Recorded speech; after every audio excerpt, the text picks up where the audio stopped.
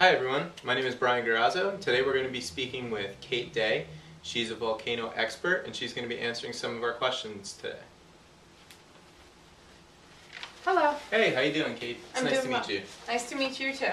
I wondered if you could tell us a little bit about how volcanoes are formed. Sure. Well, the best way to think about a volcano is to think of it as a vent. It's a vent for all the heat and the gas that's trapped within the mantle of the Earth. First we have the crust, which is where we live. 30 kilometers below the crust is the mantle. This is where there's a bunch of magma. Magma is what we call lava before it erupts out of the surface. Volcanoes are a way for all of this magma to be released. It's lighter than much of the material within the Earth, so it rises to the top and finds its way through cracks. Volcanic eruptions can either be explosive and produce ash, or they can be effusive, and that's when they produce the lava flow. The explosions usually happen first. This is how all the gas gets out. Once all the gas is out, the lava begins to flow. Volcanoes take anywhere between tens to hundreds of thousands of years to form the very large volcanoes that we're used to seeing. It takes a very long time to build material. When the lava hardens, it becomes the rock, which the volcano is. This is how the volcanoes shape the shape of the Earth. Very interesting stuff there. Would you be able to tell us what happens in the aftermath of a volcanic eruption? Sure. Volcanoes can be very, very destructive and also constructive. A second ago I told you about how they help to build new landforms, such as volcanoes themselves and valleys. They can also be destructive.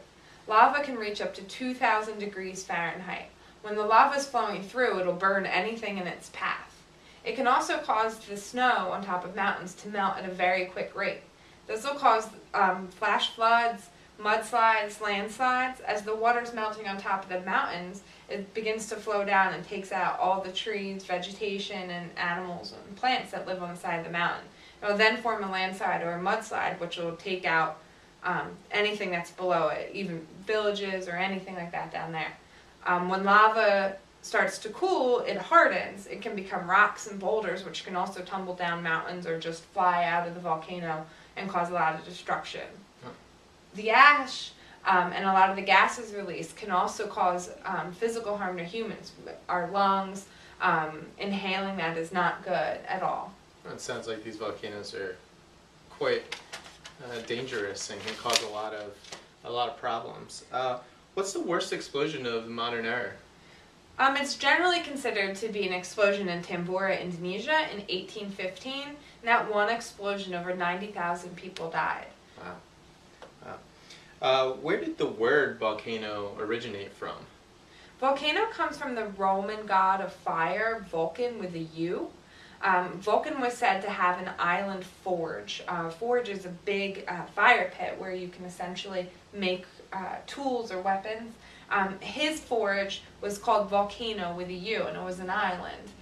This is how the Romans explained volcanoes. The mythology became to take on the term, and now we still call it a volcano.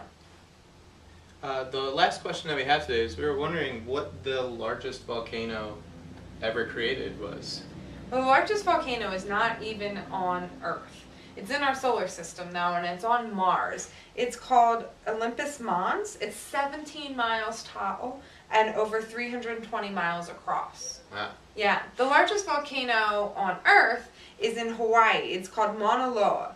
It's 6 miles tall from the seafloor up to its peak, and it may be the largest one in the world, but it's not the most active. The most active in the continental U.S. is Mount St. Helens in Washington State.